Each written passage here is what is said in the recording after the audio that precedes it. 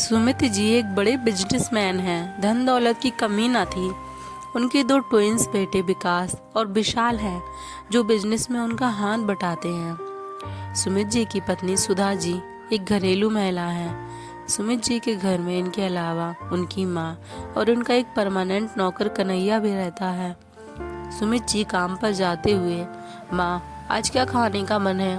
बेटा, हल्दीराम की रबड़ी समोसे खाने का मन है। ठीक है माँ, मैं शाम को लेते हुए आता हूँ। हाँ, और क्या मन है? बेटा, बस इतने दिन से मैं रोज कहती हूँ मेरे इन दोनों पोतों की शादी करा दे। मुझे दोनों बहुओं को देखने का बहुत मन है। दादी हमेशा यही रट लगाए रहती थी। एक बार फिर उन्होंने कहा, ठीक है माँ, जल्दी कर देंगे दोनों की शादी। कहकर सुमित जी चेहरे पर मुस्कान लिए काम पर चले गए। विकास ने तो अपने लिए एक लड़की महक पसंद कर रखी थी। महक विकास के घर कभी कभी आती भी है। देखने में गोरी चिट्टी सुंदर प्यारी सी लड़की है। अब विशाल की लिए लड़की देखी जा रही है। लड़कियां देखने के बाद बड़ी मुश्किल से रिया पसंद आई। वह देखने में एवरेज और सांवली सी लड़की है, पर और कोई लड़की समझ में नहीं आ रही थी, इसलिए रिया को विशाल के लिए सबने पसंद कर लिया। दोनों भाइयों की शादी एक ही दिन एक ही मंडप में करने का फैसला लिया गया। दादी माँ बहुत खुश है। शादी में आगे आगे खूब नाच रही थी। दोनों पोतों की शादी होने से दादी की तो खुशी का ठिकाना ही नहीं था। महक और रिया शादी करके अपने नए घर में प्रवेश करती हैं।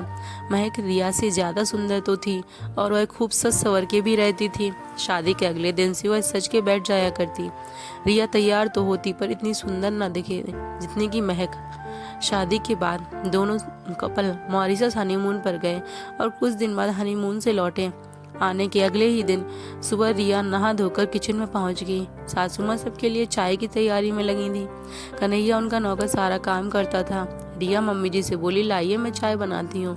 सुधा जी बोली, नहीं बेटा, यह कन्हैया है ना, बना लेगा, तू आराम कर। नहीं मम्मी जी, मेरे को काम करना अच्छा लगता है।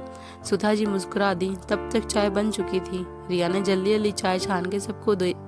दादी के कमरे में भी चाय लेकर आ गई। दादी जी उठिए, मैं आपके लिए चाय लाई हूँ। दादी जी तो खुश हो गईं। दूसरी तरफ 9 बज गए थे और महक को पता था कि नौकर ही सारा काम करता है। वह तो आराम से सो के उठी और तैयार होकर कमरे से निकली। सभी लोग चाय नाश्ता कर चुके थे। सुधा जी बोली, आओ महक, नाश्ता कर लो।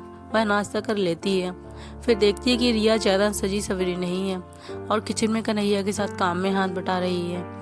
अब तो रिया सुबह शाम दादी के कमरे में कभी चाय लेकर जाए, कभी यूं ही बातें करने जाए और उनके पैर भी दबा देती तथा उनके छोटे छोटे काम भी कर देती। दादी जी को रिया का रंग रूप में बिल्कुल भी पसंद नहीं थी, पर इतना ध्यान रखने की वजह से अब रिया से बहुत खुश रहने लगी। घर के बाकी लोग भी उसकी बात व्यवहार अपनेपन से प्रभावित थे।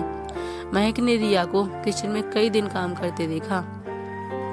एक दिन उसके कमरे में जाकर बोलती है, रिया तू अच्छे से तैयार होकर रहा कर, तभी विशाल भैया तुम्हारे बस में रहेंगे।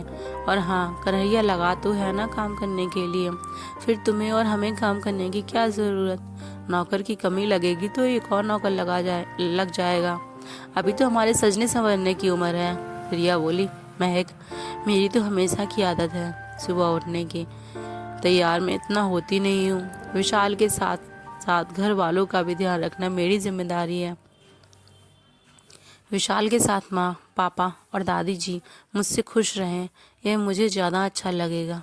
तभी दादी माँ कमरे के बाहर से गुजरती है। उनकी कानों में उन दोनों की बातें पड़ी।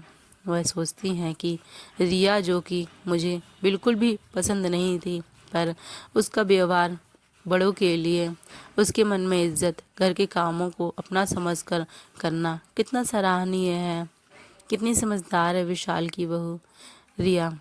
शुरू में महक की सुंदरता और उसकी मीठी बोल मुझे ज़्यादा ही प्रभावित करते थे, पर महक की बस बोली है, काम धाम कुछ नहीं। कई बार आवाज़ दो तब जाकर सुनती है, मेरे पास तो बैठती भी नहीं। असल में रिया ही ज़्यादा समझदार और कामकाजी लड़की है। दादी सोचती हैं कि बड़े लोग सही कहते थे कि काम प्यारा होता है, चाम नहीं। अर्थात कोई आपका ध्यान रखे, आपकी सेवा करे, आपका सम्मान करे तो ज़्यादा अच्छा लगता है। सुंदरता तो कुछ दिनों के लिए होती है, समय के साथ ढल भी जाती है। व्यक्ति के तन की सुंदरता से मन की सुंदरता ज़्यादा दिनों तक चलती है।